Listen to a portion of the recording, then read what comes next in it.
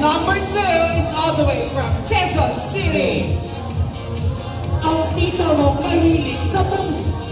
And ladies and gentlemen, please welcome our lovely Debutan.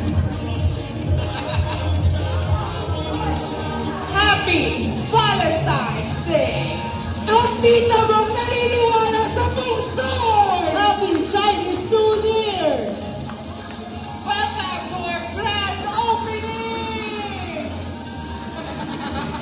Ribbon cutting sa likod sa